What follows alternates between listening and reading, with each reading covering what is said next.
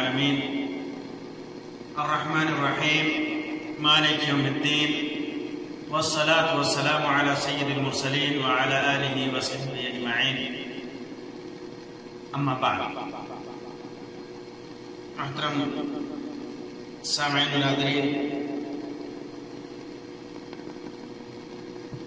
ہر معاملے میں اللہ تبارک و تعالی نے مسلمانوں کے لیے اطمینان اور سکون کا راستہ اختیار کیا ہے۔ اللہ اور اس کے رسول صلی اللہ علیہ وسلم نے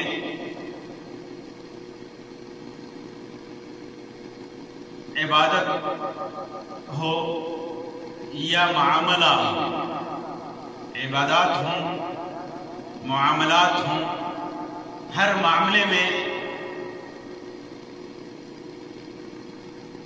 انسان کے لیے وہی راستہ چنا ہے، وہی طریقہ اختیار کیا ہے جو اس کے اطمینان اور یقین کا سبب بنے۔ انسان اگر قرآن و سنت کے بتائے ہوئے اصول کے مطابق زندگی گزارے تو اس کے سکون اور اطمینان کا سارا راستہ اور سارا نسخہ اس کے اندر مل جائے گا۔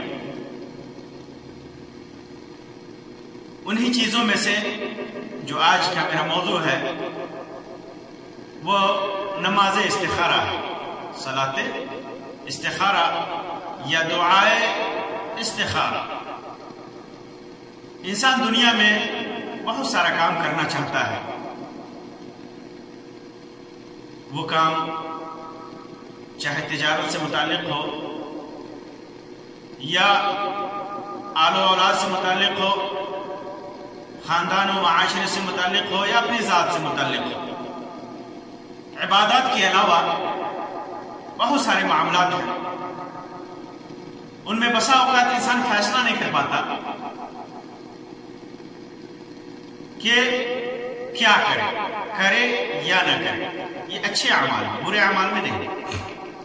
برے اعمال جو حرام ہیں، جو ناجائز ہیں، مضرت رساں ہیں، تکلیف دہ ہیں، نقصان دہ ہیں، فتنہ اور فساد کا سبب ہیں، وہ تو حرام ہی ہے، اس میں انسان کو کوئی اختیار حاصل نہیں ہے، کوئی اختیار حاصل نہیں، اسے چھوڑنا ہی چھوڑنا ہے۔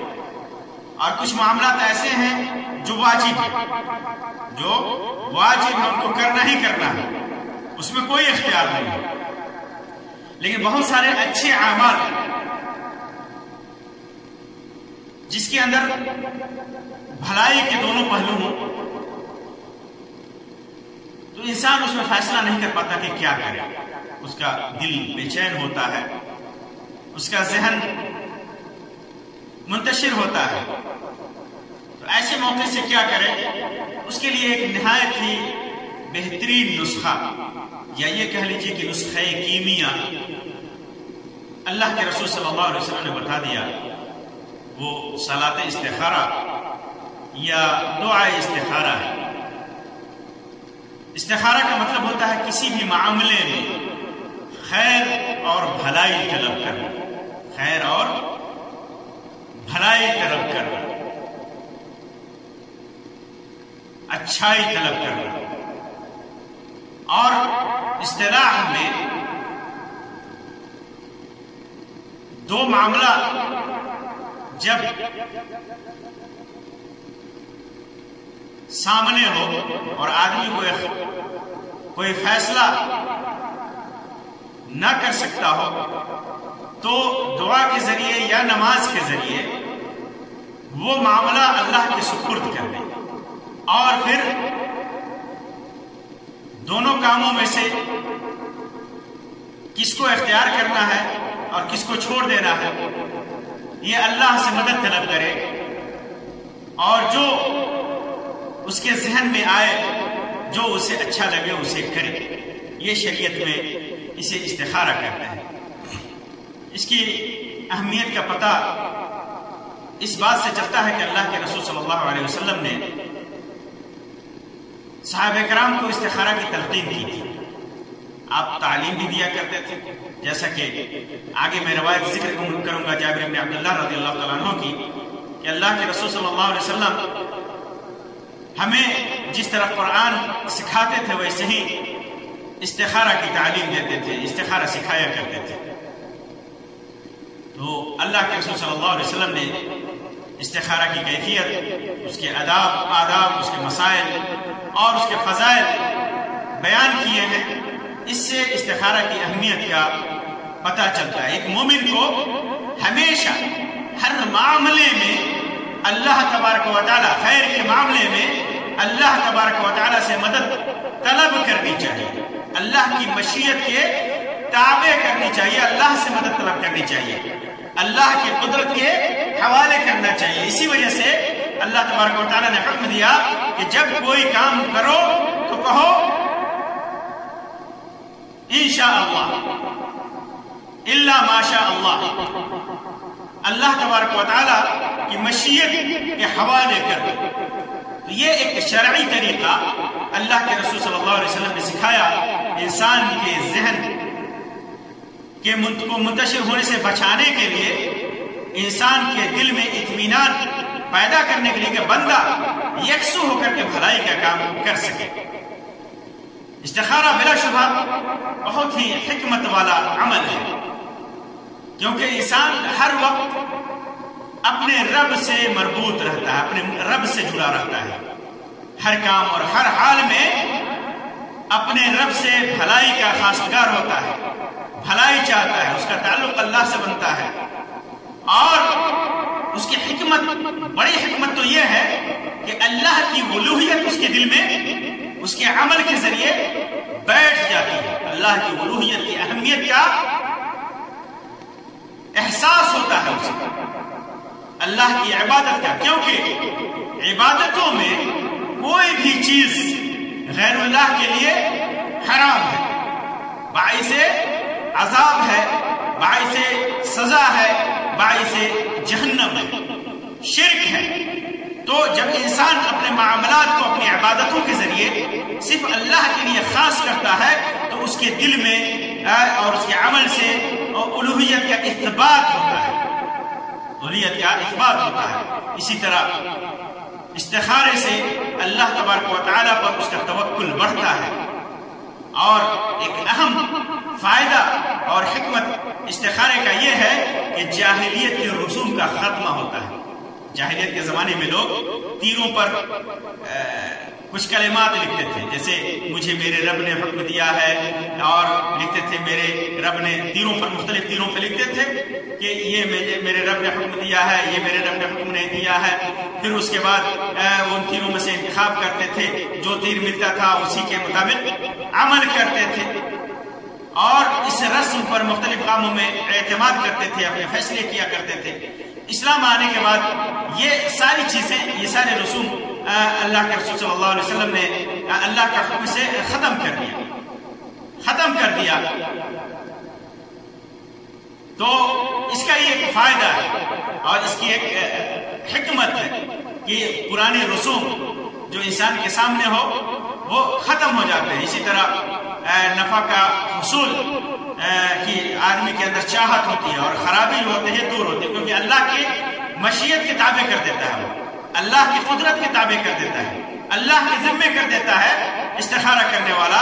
اس معاملے میں اسے بعد میں افسوس نہیں ہوتا، اور اگر کوئی نقصان ہو بھی جائے تو اللہ کی مشیت سمجھتے ہوئے، اللہ کی تقدیر سمجھتے ہوئے اس پر قانع ہوتا ہے، اللہ پر توکل کرتا ہے، اللہ پر بھروسہ کرتا ہے. اسی طرح استخارہ کے آداب میں سے ہے کہ آدمی طہارت حاصل کرے.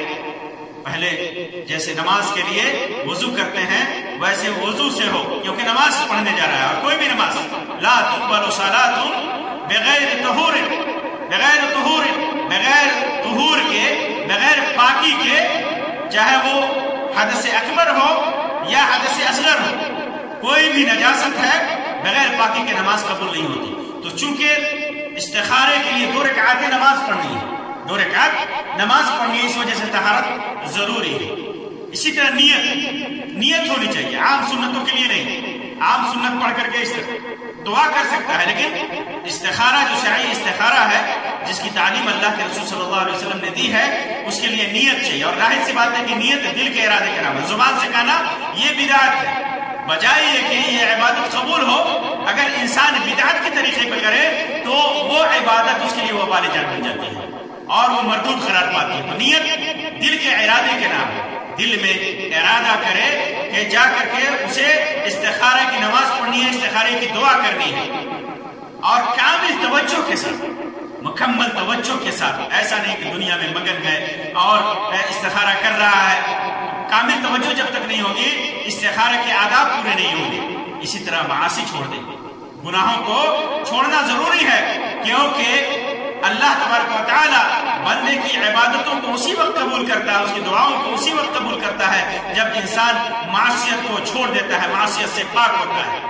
دعا کے پھر آداب جو ہیں ان آداب کا خیال رکھے کہ کیسے دعا کی جاتی ہے، ان آداب کا خیال رکھے۔ اسی طرح اس کی روزی حلال ہونی چاہیے، اس کی روزی حلال ہونی چاہیے، رزق حلال ہونا چاہیے، کیونکہ انسان جب دعا کرتا ہے اور اس کا کھانا پینا پہننا اوڑھنا بچھونا حرام ہو تو اللہ تبارک و تعالیٰ کہ ہاں وہ عبادت وہ دعا قبول نہیں ہے، ورنہ یستجاب لہ، اس کی دعا کہاں قبول کی جاتی ہے، اس کی دعا قبول نہیں کی جاتی۔ اسی طرح انسان کو یقین کامل ہو، یقین ہو، متردد نہ ہو، پتہ نہیں اللہ تعالیٰ قبول کرے گا نہیں کرے گا، کیا ہوگا نہیں ہوگا، اچھا ہوگا برا ہوگا، بھلا ہوگا برا ہوگا، ایسا نہیں ہونا چاہیے، تردد نہیں ہونا چاہیے۔ جب استخارہ کرنے جا رہا ہے تو یقین کامل ہونا چاہیے کہ اس کے بعد میں جو عمل کروں گا اللہ تبارک و تعالی خیر کا راستہ دکھائے گا، بھلائی کا راستہ دکھائے گا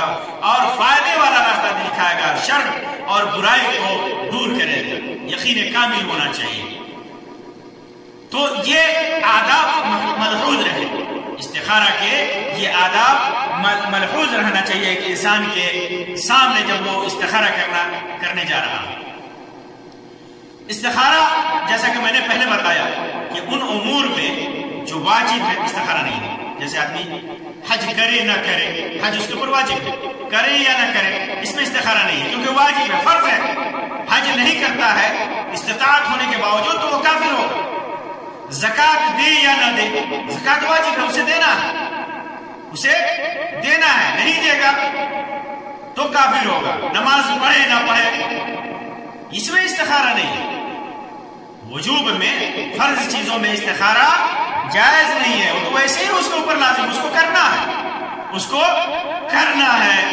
اسی طرح حرام چیزوں میں استخارہ، جیسا کہ میں نے پہلے بتایا حرام چیزوں میں استخارہ نہیں ہے۔ کوئی حرام کرنے کا ارادہ کرتا ہو حرام کام تو اس میں استخارہ اس کے لیے جائز نہیں، کیونکہ حرام کا چھوڑنا واجب ہے، حرام کا چھوڑنا واجب، اس کا اختیار ہی نہیں ہے۔ حرام میں اس کو اختیار ہی نہیں کہ کرنا ہے یا نہیں کرنا ہے، نہیں کرنا ہے، حرام ہے اسے نہیں کرنا ہے۔ اسی طرح مکروہ ہے اسے نہیں کرنا ہے، مکروہ ہے، ناپسندیدہ ہے شریعت میں، اسے نہیں کرنا ہے۔ تو جو چیز شریعت میں مکروہ ہے ناپسندیدہ ہے اس میں استخارہ نہیں ہے۔ ہاں مباح اور جائز پسندیدہ کام میں جس میں اللہ تبارک و تعالیٰ نے بندے کو، ایک مسلمان بندے کو اختیار کیا ہے کرنے کا، دو جائز امور ہے، کرے نہ کرے اس میں اختیار ہے، اس کو اختیار ہے، اللہ تبارک و تعالیٰ نے دیا ہے، کر بھی سکتا ہے نہیں بھی کر سکتا ہے۔ لیکن بندہ یہ سوچتا ہے کہ وہ کرے تو فائدہ ہے یا نہ کرے تو اس میں فائدہ ہے۔ مثلا کسی لڑکی سے یا کسی عورت سے شادی کا پیغام دینا چاہتا ہے، عورت کو شادی کا پیغام دینا چاہتا ہے، اس کے لیے وہ عورت دیندار ہے، نیک ہے، سمجھدار ہے، سب کچھ ہے۔ اب اس کے لیے یہ شادی کرنا اور ایک دوسری لڑکی بھی اس کے سامنے ہے، دوسری عورت بھی اسی حیثیت کی ہے، دونوں میں سے کس سے شادی کرے، کون اس کے لیے دنیا اور آخرت کے لیے نفع بخش ہوگی اور کون نفع بخش نہیں ہوگی۔ اب یہاں پر اس کے سامنے دونوں مسئلے ہیں، تو وہاں پر انسان اپنا معاملہ اللہ کے سپرد کرے گا، وہاں پر استخارہ کرے گا، وہاں پر استخارہ کرے گا، اور استخارے کے بعد جس طرف اس کا دل مطمئن ہو، جس طرف اس کا دل راغب ہو، جس طرف اس کا ذہن جاتا ہو، اس طرف اس چیز کو اختیار کرے گا، اس سے شادی کرے گا۔ اسی طرح کوئی اپنے بچوں کی شادی کے لیے اس کے پاس کئی رشتے ہیں، کون سا رشتہ اپنائے، یا اسی طرح تجارت کر رہا ہے، حلال اور جائز تجارت نیک نیتی کے ساتھ کرنا چاہ رہا ہے، کون سی تجارت کرے، کون سی تجارت کرے، کس میں زیادہ فائدہ ہے، اس کے سامنے معاملہ مشتبہ ہے، وہ فیصلہ نہیں کر پا رہا ہے، تو پھر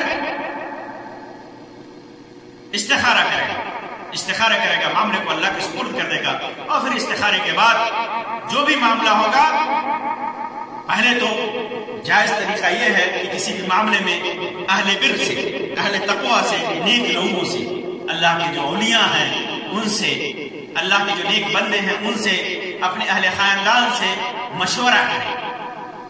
اس سے پہلے جو ہے استخارے سے پہلے مشورہ کریں، مشورے میں بڑی برکت ہے، اور مشورے سے بھی جب اس کا حل نہیں نکلتا ہے، مختلف لوگ مشورہ دے رہے ہیں اور مشورے سے اس کو اطمینان نہیں ہو رہا ہے، مشورے پر، لوگوں کے مشورے پر اسے اطمینان نہیں ہو رہا ہے، تو کیا کرے گا؟ تب استخارہ کرے گا۔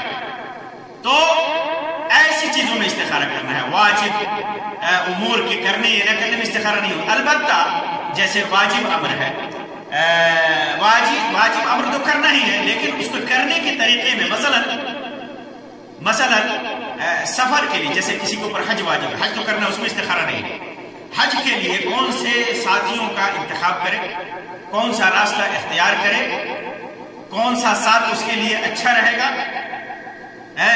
کب حج کا سفر شروع کرے، اس کے سامنے معاملہ واضح ہو کر کے نہیں آ رہا ہے، تو اس میں استخارہ کر سکتا ہے، لیکن واجب کے لیے، واجب کو کرے نہ کرے، اس میں استخارہ نہیں ہے۔ سب سے پہلے میں آپ کے سامنے استخارہ کا جو طریقہ ہے حدیث میں، صحیح بخاری، صحیح مسلم، سنن ترمذی، سنن ابو داؤد، سنن ابن ماجہ وغیرہ کی روایت ہے، وہ روایت جابر بن عبداللہ رضی اللہ تعالیٰ عنہ کی روایت ہے۔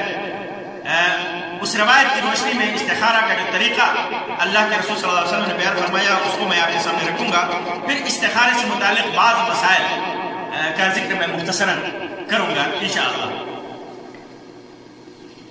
انسان جب کوئی اہم مسئلہ درپیش ہو تو استخارہ کی نیت کرے، جیسے کہ میں نے پہلے کہا، نیت کرے، ذہن بنائے کہ اللہ تبارک و تعالیٰ سے خیر اور بھلائی طلب کرنا ہے، نماز کے لیے مکمل طریقے سے وضو کرے، پھر اس کے بعد اللہ کے رسول صلی اللہ علیہ وسلم نے فرمایا کہ فرض نماز کے لیے، جیسے کہ فرض نماز کے علاوہ 2 رکعت نماز ادا کرے، 2 رکعت نماز ادا کرے، پھر نماز کے بعد فارغ ہونے کے بعد استخارہ کی مخصوص دعا پڑھے، استخارے کے لیے وضو کرے، پاکی اور طہارت حاصل کرے، نیت کرے دل میں، پھر فرض کے علاوہ 2 رکعت نماز پڑھے، 2 رکعت نماز پڑھے، اور پھر نماز کے بعد استخارہ کی جو مخصوص دعا ہے اللہ کے رسول صلی اللہ علیہ وسلم نے سکھائی ہے، وہ مخصوص دعا پڑھے، جابر بن عبداللہ رضی اللہ تعالیٰ عنہ کی روایت جس کا میں نے ذکر کیا، وہ یہ فرماتے ہیں کہ رسول اللہ صلی اللہ علیہ وسلم ہمیں اپنے تمام معاملات میں استخارہ کرنے کی اسی طرح تعلیم دیتے تھے جس طرح قرآن کی کوئی سورت سکھاتے، تو اللہ کے رسول صلی اللہ علیہ وسلم اسی طرح استخارہ کی تعلیم دیتے، استخارہ سکھاتے ہیں ہمیں، اور فرماتے کہ جب کوئی اہم معاملہ تمہارے سامنے ہو تو فرض کے علاوہ 2 رکعت نفل پڑھے اور یہ دعا کہے، اللہم، وہ دعا کیا ہے سب کو یاد کرنا چاہیے، اللہم انی استخیرک بعلمک واستقدرک بقدرتک واسألک من فضلک العظیم فانک تقدر ولا اقدر وتعلم ولا اعلم وانت علام الغیوب، اللہم ان كنت تعلم ان هذا الامر، یہاں ان هذا الامر کے پاس اس کام کا نام ہے، یعنی ان جیسے تجارت ہے تو ان هذه التجارہ، یا یہ کہ شادی ہے تو ان هذا الزواج، یا اس طرح جو بھی کام ہے اس کا نام لے. اللهم إن كنت تعلم أن هذا الأمر خير لي في ديني ومعاشي وعاقبة أمري. یا آپ صلی اللہ علیہ وسلم نے عاقبت امری کے جگہ پر فرمایا عاجل امری و آجلہ، یہ الفاظ آپ نے فرمائے، یہ دونوں جائز ہے. فاقدره لي ويسره لي ثم بارك لي فيه وإن كنت تعلم أن هذا الأمر، پھر وہاں پر کام کا نام لے، شر لي في ديني ومعاشي وعاقبة أمري. یا آپ صلی اللہ علیہ وسلم فرمایا فی عاجل امری و آجلہ فاصرف عنی واصرفنی عنہ واقدر لی الخیر حیث کان ثم ارضنی. یہ دعا پڑھے. اس دعا کا مطلب ترجمہ اردو میں یہ ہوا کہ اے میرے اللہ، میں تجھ سے تیرے علم کی بدولت خیر طلب کرتا ہوں، تیرے علم کے ذریعے خیر طلب کرتا ہوں. یعنی تیرا علم جس چیز میں تیرا علم بتاتا ہے کہ یہ اچھا ہے تو وہی میں طلب کرتا ہوں. تیری قدرت کی بدولت تجھ سے طاقت مانگتا ہوں، جو میرے لیے اچھا ہے تو تیری قدرت کی بدولت میں تجھ سے اس کے کرنے کی طاقت مانگتا ہوں. تیرے فضل عظیم کا طلبگار ہوں کہ تیری قدرت تو ہی رکھتا ہے اور مجھے کوئی قدرت نہیں ہے، تیرے ہی پاس قدرت ہے. فَإِنَّكَ تَقْدِرُ وَلَا أَقْدِرُ، تیرے پاس ہی قدرت ہے، تو قادر ہے، میں قادر نہیں ہوں. تعلم ولا عالم، صحیح علم تجھی کو ہو، میں نہیں جانتا. وَأَنْتَ عَلَّامُ الْغُيُوبِ، اور تم تمام غیب کی باتوں کو، پوشیدہ باتوں کو جاننے والا ہے. اللہم ان كنت تعلم ان هذا الامر، اے اللہ اگر تو سمجھتا ہے، اگر تو جانتا ہے کہ یہ کام جس کے لیے میں استخارہ کیا جا رہا ہے میرے دین اور دنیا کے لیے بہتر ہے، یا آپ صلی اللہ علیہ وسلم فرمایا میرے لیے وقتی طور پر اور انجام کے اعتبار سے یہ بہتر ہے، تو اسے میرے لیے میرا نصیبہ کر دے، میرے لیے میرا نصیب بنا دے، میرے لیے اس کا مقدر کر دے. فقدرہ لی ویسرہ لی، اور اس کا حصول میرے لیے آسان کر دے، اس کا حاصل کرنا میرے لیے آسان کر دے، اس کا راستہ میرے لیے آسان کر دے. ثم بارک لی فی، اور یہی نہیں اسے آسان کر دے، اس میں برکت بھی دے، اور اس میں برکت بھی دے. وَإِن كُنْتَ تَعْلَمُ، اگر وہ تم جانتا ہے اللہ تعالیٰ کہ أَنَّ هَذَا الْأَمْرِ، یہ معاملہ جو میں کرنے جا رہا ہوں، جس کے لیے استخارہ کر رہا ہوں، شَرٌ لِّي فِي دِينِي وَمَعَاشِي وَعَاقِبَةِ أَمْرِي، کہ میرے دین و دنیا اور میرے کام کے انجام کے اعتبار سے یہ معاملہ برا ہے. یا آپ صلی اللہ علیہ وسلم فرمایا فی عاجل امری و آجلی، میرے معاملے میں وقتی طور پر یا انجام کے اعتبار سے برا ہے تو کیا کر، فصرف عنی، وہ اس کام کو مجھ سے دور کر دے، مجھ سے ہٹا دے. وصرفنی عنہ، اور مجھے بھی اس سے دور کر دے، مجھے بھی اس سے دور کر دے، وہ کام نہ کروں میں. پھر اس کے بعد فرمایا فقدر لی الخیر، میرے لیے خیر مقدر فرما دے، وہی تقدیر میں میرے رکھ دے جو میرے لیے اچھا ہے. حیث کان، جہاں بھی ہو، خیر اور بھلائی اچھائی جہاں بھی ہو وہی میرے لیے مقدر کر دے، میرا نصیبہ کر دے. ثم ارضنی، اور اس سے میرے دل کو بھی مطمئن کر دے. یہ طریقہ اور یہ دعا ہے، یہ دعا ہے استخارہ. اب میں استخارے کے بارے میں چند باتیں بتانے کے بعد استخارے سے متعلق چند مسائل کا ذکر کر دینا مختصراً مناسب سمجھتا ہوں. پہلی چیز کہ استخارے میں کی نماز جب پڑھیں گے تو کون سی سورت پڑھنی ہے، تو اس میں علماء نے کئی باتیں لکھی ہیں. سورہ فاتحہ پڑھنی ہے، سورہ فاتحہ کے بغیر کوئی نماز نہیں ہے، سورہ فاتحہ کے بغیر کوئی بھی نماز نہیں ہوتی ہے، جیسا کہ اللہ کے رسول صلی اللہ علیہ وسلم نے حدیث میں فرمایا ہے. پھر سورۃ فاتحہ کے بعد پہلی رکعت میں بعض علماء نے کہا قل یا ایھا الکافرون پڑھے، اور دوسری رکعت میں قل هو اللہ احد پڑھے. بعض سلف نے نماز استخارہ میں فاتحہ کے بعد وَرَبُّكَ يَخْلُقُ مَا يَشَاءُ وَيَخْتَارُ مَا كَانَ لَهُمُ الْخِيَرَةُ سُبْحَانَ اللَّهِ وَتَعَالَى عَمَّا يُشْرِكُونَ وَرَبُّكَ يَعْلَمُ مَا تُكِنُّ صُدُورُهُمْ وَمَا يُعْلِنُونَ وهو اللہ لا الہ الا هو لہ الحمد فی الاولی والآخرہ ولہ الحکم الیہ ترجعون. یہ پہلی رکعت میں پڑھے. اور دوسری رکعت میں وما كان لمؤمن ولا مؤمنة اذا قضى الله ورسوله امرا ان يكون لهم الخيرة من امرهم ومن يعص الله ورسوله فقد ضل ضلالا مبینا.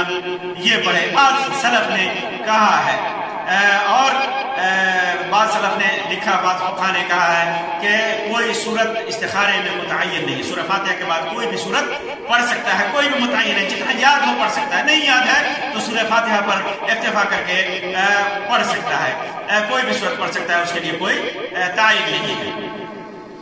استخارے کا وقت جو ہے کب ہے، اس کے لیے کوئی وقت مقرر نہیں ہے. قرآن و حدیث میں کوئی دلیل نہیں ملتی کہ استخارہ کا کوئی خاص وقت ذکر کیا گیا ہو، رات ہو، دن ہو. جب بھی انسان محسوس کرتا ہے کہ اسے پڑھنا چاہیے اور پڑھنے کے لیے اپنے دل کو اور خود کو تیار سمجھتا ہے اور اہتمام کر سکتا ہے، اہتمام اور خلوص کے ساتھ پڑھ سکتا ہے اور خشوع اور خضوع کے ساتھ پڑھ سکتا ہے، پڑھے. البتہ بعض علماء کے نزدیک مکروہ جو ممنوع اوقات ہے وہاں استخارہ نہ کرنا، ان اوقات میں استخارہ نہ کرنا بہتر ہے. لیکن جب بھی دن و رات جب بھی آدمی استخارہ کرنا چاہتا ہے، جب بھی خشوع و خضوع سے پڑھ سکتا ہے، استخارہ کر سکتا ہے. استخارہ کتنی بار پڑھ سکتا ہے، استخارہ کی نماز کتنی بار پڑھ سکتا ہے، استخارہ کتنی بار کر سکتا ہے؟ تو اصل تو یہ ہے اللہ کے رسول صلی اللہ علیہ وسلم سے جو مروی ہے وہ ایک ہی بار کا ذکر ہے. سنت میں جو ذکر ہے ایک ہی بار کا ذکر ہے. اس وجہ سے ایک ہی بار پڑھنا چاہیے اور ایک ہی بار کے بعد انسان کو کسی ایک پر کی طرف اطمینان کر کے، اللہ پر توکل اور بھروسہ کر کے اس کو کرنا چاہیے. اور جب اس پر بھروسہ کر لیا فَإِذَا عَزَمْتَ فَتَوَكَّلْ عَلَى اللَّهِ، جب عزم کر لیا تو پھر اللہ پر بھروسہ کر کے اس کو شروع کر دینا چاہیے. حدیث میں صرف 2 رکعتوں کا ذکر ہے، اس سے زیادہ کا ذکر نہیں ہے. اور بعض علماء نے کہا ہے کہ تکرار میں کوئی حرج نہیں ہے. صحابی رسول عبداللہ بن زبیر رضی اللہ تعالیٰ عنہ کا قول ہے، جب عبداللہ بن زبیر رضی اللہ تعالیٰ عنہ کے اوپر جب شامیوں نے حملہ کیا تھا اور خانہ کعبہ کو اس وقت جلا دیا گیا تھا، اس وقت خانہ کعبہ کی تعمیر کا مسئلہ تھا نئے سرے سے، تو کس طرح اس کو بنانا ہے، نئے سرے سے تعمیر کیسے کرنا ہے. تو اس سلسلے میں عبداللہ بن زبیر رضی اللہ تعالیٰ عنہ سے کو جب کہا گیا، صحابہ کرام نے کہا بنانے کے لیے، تو عبداللہ بن زبیر رضی اللہ تعالیٰ نے کہا تھا کہ انی مستخیر ربی ثلاثا، میں اپنے رب سے 3 مرتبہ استخارہ کروں گا. صحیح مسلم کے اندر یہ روایت ہے، میں اپنے رب سے 3 مرتبہ استخارہ کروں گا. پھر انہوں نے استخارہ کیا اور جب ان کا استخارہ ہو گیا تو ان کی رائے میں جو آیا کہ خانہ کعبہ کو توڑ کر بنائے، تو انہوں نے ایسا کیا، انہوں نے اسے نئے سرے سے تعمیر کی.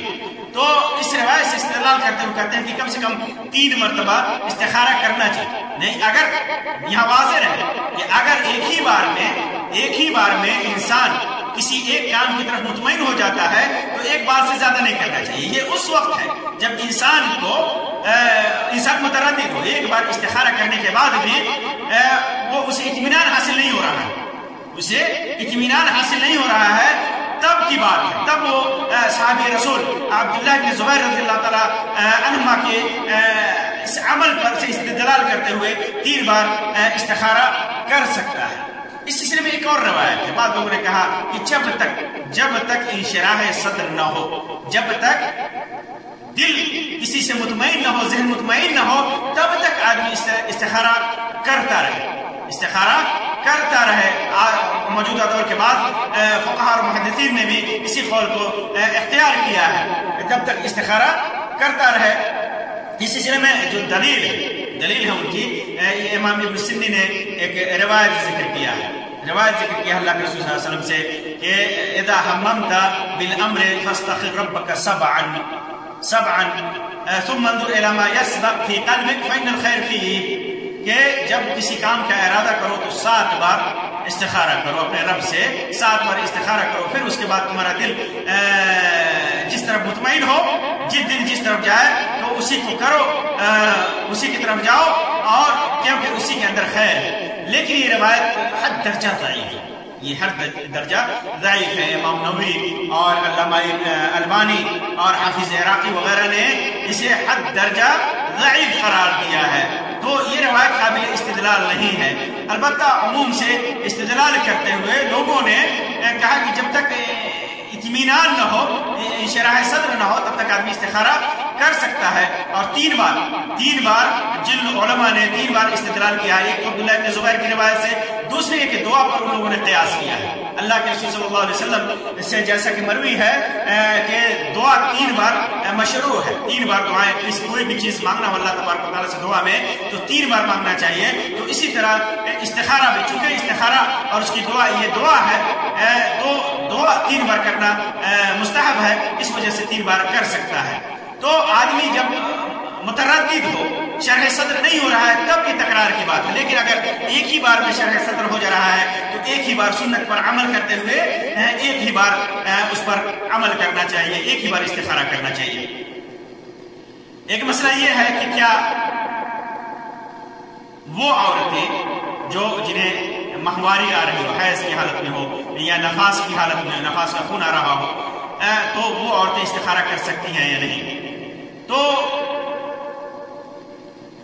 चूंकि नमाज के लिए तहारत शर्त है और ऐसी औरतों से नमाज के ऊपर नमाज माफी नहीं, हराम है। ऐसी औरतों के ऊपर नमाज हराम है। जब औरत हैज से हो, उसे माहवारी आ रही हो या नफास का खून हो, तो औरत कतई नमाज नहीं पढ़ सकती। हद तक कि ईदैन की नमाज भी उनके लिए, हाजिर होना तो है ईदगाह में, लेकिन ईदैन की नमाज भी उनके लिए जायज नहीं है। तो इसी तरह कोई भी नमाज, तहारत की नमाज भी, इस्तिखारा की नमाज भी उनके लिए जायज नहीं है। 2 रकात नमाज नहीं पढ़ सकती। अलबत्ता इस्तिखारा की जो मसनून दुआ है वो दुआ पढ़ सकती है कि जिक्र अज़कार दुआ हर हालत में जायज है। आम दुआएं हर हालत में जायज है। अल्लाह ताला से खैर और भलाई का सवाल कर सकती हैं, क्योंकि हायजा और नफास के लिए नमाज न पढ़ने का हुक्म है। दुआ हर हाल में कर सकती है, हर हाल में कर सकती है। तो मालूम क्या हुआ कि इस्तिखारे के लिए औरत पाक हो, औरत हो, मर्द हो, जो भी हो, वो इस्तिखारा कर सकता है। औरतों के लिए शर्त है कि वो हायजा और नफास की हालत में ना हो। एक और सवाल पैदा होता है कि क्या इस्तिखारा के लिए 2 रकात ही मुतय्यन है? 2 रकात से ज्यादा नहीं पढ़ सकते? तो इस सिलसिले में वाज़ेह रहे कि जो सुन्नत में जिक्र है वो 2 रकात का है। रकातैन गैर अल-फरीज़ा, अल्लाह के रसूल सल्लल्लाहु अलैहि वसल्लम ने फरमाया फरीज़े के अलावा 2 रकात, फर्ज नमाज के अलावा 2 रकातें, तो 2 रकातें ही हैं। ये मुतअय्यन है सुन्नत के अंदर मुतअय्यन है, तो 2 ही रकातें पढ़नी चाहिए। अलबत्ता एक रिवायत है अबू अय्यूब अंसारी रज़ियल्लाहु ताला अन्हु की, जिसके अंदर उमूम लफ्ज़ है। सल्ले इस्तिखारा का जिक्र है, शादी के लिए इस्तिखारा का जिक्र है, जिसके अंदर सल्ले मा कतबल्लाहु लक, सल्ले मा कतबल्लाहु लक, ये अल्फाज है कि जितना अल्लाह ने तुम्हारे लिए मुतय्यन कर रखा है, अल्लाह तबारक व तआला ने तुम्हारे लिए लिख रखा है, या जितनी वसाअत दे रखी है उतने नमाज पढ़ो, मुक़द्दर में की है पढ़ ले। तो 2 रकात से ज्यादा इसके उमूम से इस्तिदलाल करते हैं, लेकिन ये रवायत ज़ईफ़ है। इब्न लहिया वगैरह इसके अंदर ज़ईफ़ रावी मुहद्दिसीन ने इसको ज़ईफ़ करार दिया है। तो जो सही सुन्नत से जो सही साबित है वो 2 रकात का है, तो 2 ही रकातें पढ़नी चाहिए, 2 से ज्यादा नहीं पढ़ना चाहिए। एक अहम बात, बहुत सारे अवाम में ये मशहूर है कि इस्तिखारा करने के बाद अल्लाह तबारक व तआला ख्वाब में दिखाता है कि क्या करना है, ख्वाब में दिखाता है कि क्या करना है। लेकिन वाज़ेह रहे कि सुन्नत में कहीं भी इस बात का जिक्र नहीं है कि इस्तिखारा करने के बाद सही काम का को ख्वाब में दिखाया जाएगा। ख्वाब में कुछ नजर आना या ना आना यह जरूरी नहीं है जिससे इस्तिखारा का इल्म हो सके। ये नजरिया दुरुस्त नहीं है। अल्लाह के रसूल सल्लल्लाहु अलैहि वसल्लम ने किसी हदीस में इसकी वजाहत नहीं फरमाई है और नहीं सलफ से इसके तरफ इस तरह की कोई बात कही गई है। बहुत सारे लोग इस्तिखारा करने के बाद सो जाते हैं कि ख्वाब में दिखाया जाएगा, ये सही नहीं है। आप सोने से पहले इस्तिखारा कर रहे हैं, इस्तिखारे में के बाद आप सो रहे हैं, इस्तिखारा नमाज से पहले इस्तिखारा किया, इस्तिखारे के बाद सो रहे हैं, उसके बाद अल्लाह तबारक व तआला आपको ख्वाब में कोई चीज दिखाता है। चूंकि मोमिन का ख्वाब नबूवत के हिस्सों में से कहा गया है, मोमिन का ख्वाब बशारतों में से है, मोमिन के ख्वाब में अच्छाई दिखाई जाती है। तो अगर ख्वाब से आपको इत्मीनान होता है तो एक इस्तिखारा का असर, दूसरे अल्लाह तबारक व तआला की बशारत आपको ख्वाब में दी गई है, ठीक है, उस पर आपका दिल मुतमईन होता है, अमल कीजिए। लेकिन इस्तिखारे की वजह से خواب میں دکھایا گیا، یہ عقیدہ اور یہ نظریہ درست نہیں ہے، نظریہ درست نہیں ہے۔ اللہ تبارک و تعالیٰ کی طرف کے لیے کسی کے سپرد کیجئے، استخارہ کیجئے، دل جیسا مطمئن ہو وہ کیجئے، بس یہی حدیث میں سنت میں ہے۔ غیر شرعی استخارہ بھی آج کل کے زمانے میں بہت سارے لوگ کرتے ہیں۔ مشروع طریقہ استخارے کا اور شرعی طریقہ میں نے جو بیان کیا حدیث کی روشنی میں وہی ہے۔ باقی بعض لوگ تسبیح کے دانے پکڑ کر کے ایک دانے پر دوسرے پر نہ بولتے ہیں، جو آخری دانے کے مطابق اس پر عمل کرتے ہیں۔ بعض تسبیح پکڑ کے ایک دانے پر ہاں، دوسرے پر نہ، ہاں نہ، ہاں نہ، کرے نہ کرے، نہ کرے نہ کرے، کرے نہ کرے، اس پر عمل کرتے ہیں۔ اور جو آخری جو ہوتا ہے، آخری دانہ جو آتا ہے، نہ تو نہیں کرتے ہیں، ہاں تو کر لیتے ہیں۔ یہ غیر شرعی طریقہ ہے، یہ جاہلیت کا طریقہ ہے، زمانے جاہلیت کا طریقہ ہے، یہ صوفیوں کی ایجاد ہے، یہ جہالت ہے، یہ جہالت ہے، سنت کی مخالفت ہے، سنت کی مخالفت ہے، یہ جائز نہیں ہے۔ اسی طرح بعض لوگ قرآن کریم سے استخارہ کرتے ہیں، کوئی صفحہ کھول کر کے پہلی آیت کریمہ پڑھتے ہیں، اس کے مفہوم کے مد نظر خود ساختہ ایک نظریہ رائز کرتے ہیں، اخذ کرتے ہیں اور کوشش کرتے ہیں کہ اسی پر عمل کریں۔ یہ باطل اور غیر شرعی طریقہ ہے، اگرچہ وہ قرآن سے کرتے ہو، یہ باطل طریقہ ہے، یہ بدعت ہے دین میں، غیر شرعی طریقہ ہے۔ اسی طرح بعض لوگ تیر پھینک کر کے دائیں بائیں سمت کا اندازہ لگا کر کے نظریہ اخذ کرتے ہیں، یہ سب باطل ہے، یہ سب باطل اور غیر شرعی طریقہ ہے۔ اسی طرح غیر شرعی استخارہ کے طریقوں میں سے ایک طریقہ یہ ہے کہ دوسروں سے آدمی کرایا جاتا ہے، بلکہ آج تو استخاروں کے لیے نعوذ باللہ فیس مقرر کر رکھا ہے لوگوں نے، بزرگوں سے ولیوں سے جا کر کے استخارہ کراتے ہیں، کراتے ہیں کہ میرے لیے استخارہ کر دیجئے۔ استخارہ آدمی کو خود کرنا ہے، نمازی کو، ایک مومن کو استخارہ خود کرنا ہے، دوسروں سے نہیں کرانا ہے، خود استخارہ کرنا ہے، دوسروں سے کرانا یہ غیر شرعی طریقہ ہے۔ ورنہ صحابہ کرام ایک دوسرے سے استخارہ کراتے، ایک دوسرے سے اپنے عمل پر استخارہ کراتے، لیکن کسی نے نہیں کرایا۔ اللہ کے رسول صلی اللہ علیہ وسلم اس کو بیان کرتے، اللہ کے رسول صلی اللہ علیہ وسلم نے تو سکھایا ہے امت کو، جیسے قرآن کی صورتیں سکھاتے تھے ویسے ہی اللہ کے رسول صلی اللہ علیہ وسلم نے اپنے اصحاب کو سکھایا ہے، تعلیم دی ہے۔ اس کا مطلب یہ ہوا کہ استخارہ خود انسان کو کرنا ہے، لیکن وہ لوگ جو دین کو بیچنے والے ہیں، دین کا سودا کرنے والے ہیں، دین کے اندر بدعت ایجاد کرنے والے ہیں، دین کے اندر گمراہی، شریعت کے اندر گمراہی پیدا کرنے والے ہیں، سنتوں کو بدلنے والے ہیں، وہ لوگ غیروں سے استخارہ کراتے ہیں، اور ان لوگوں نے اپنی فیسیں تک مقرر کر رکھی ہیں۔ جس طرح ڈاکٹر کو فیس دیا جاتا ہے، استخارہ کرنے والے کو جا کر کے یہ لوگ فیس دیتے ہیں، یہ لوگ فیس دیتے ہیں کہ میری بیٹی کی شادی کرنی ہے، استخارہ کر دیجئے، مجھے تجارت کرنی ہے، استخارہ کر دیجئے۔ یہ غیر شرعی طریقہ ہے، اور بعض صوفیہ قسم کے لوگ مراقبے میں جا کر بیٹھ جاتے ہیں، اور مراقبے میں بیٹھ کر کے کہتے ہیں ہاں ایسا ہونا چاہیے کہ نہیں ہونا چاہیے۔ یہاں اس چیز کی وضاحت بھی ضروری ہے کہ دعا کرانا اور استخارہ کرانا یہ دو چیزیں ہیں۔ آپ کسی بزرگ سے جسے آپ سمجھتے ہیں کہ اس کی دعا اللہ تبارک و تعالیٰ قبول کرتا ہے، یا کسی سے بھی، کسی مومن سے آپ دعا کرا سکتے ہیں۔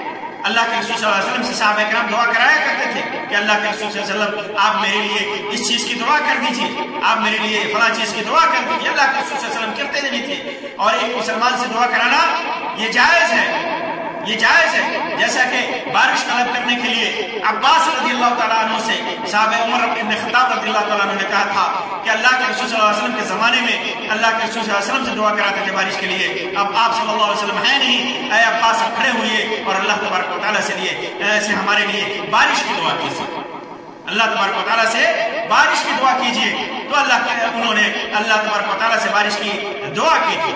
تو دعا کرنا یہ الگ بات ہے، استخارہ ایک مخصوص عبادت ہے، دو بھلائی کے معاملوں میں اطمینان کے لیے ایک مخصوص عبادت ہے، جس کا طریقہ سنت میں بیان شدہ ہے، جس کے مسائل اللہ کے رسول صلی اللہ علیہ وسلم کی طرف سے صحابہ کرام نے بیان کیا ہے۔